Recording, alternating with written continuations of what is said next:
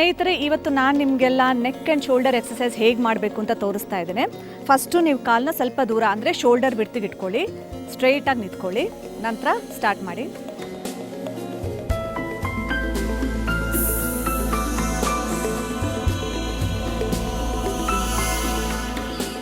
ನಂತರ side wise 10 count ಮಾಡ್ಬೋದು.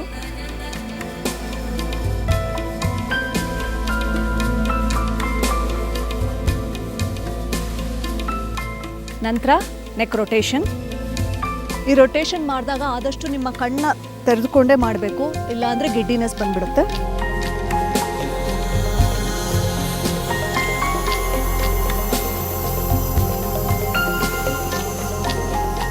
Clock wise 5 ಸತಿ, ಆ್ಯಂಟಿ ಕ್ಲಾಕ್ ವೈಸ್ 5 ಟೈಮ್ಸ್.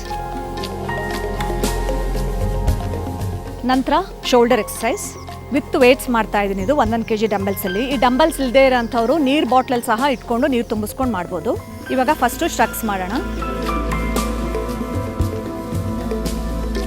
ಎಲ್ಲ 5 ಕೌಂಟ್. ಸೈಡ್ ಸ್ಟ್ರಕ್ಸ್.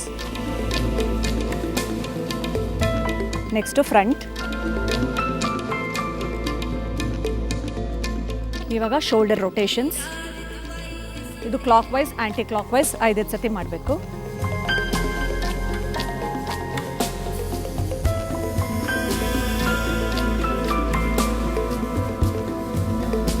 ನಂತರ ಶೋಲ್ಡರ್ ಎಕ್ಸಸೈಸ್. ಫಸ್ಟು ಈ ಡಂಬೆಲ್ಸ್ನ ಈ ಪೊಸಿಷನಲ್ಲಿ ಇಟ್ಕೊಂಡು ಮೇಲೆತ್ತಬೇಕು.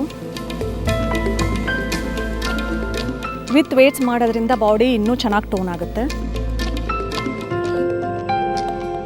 ಅಟ್ಲೀಸ್ಟ್ 10 ಕೌಂಟ್ಸ್ ಆದರೂ ಮಾಡಲೇಬೇಕು. Next opening.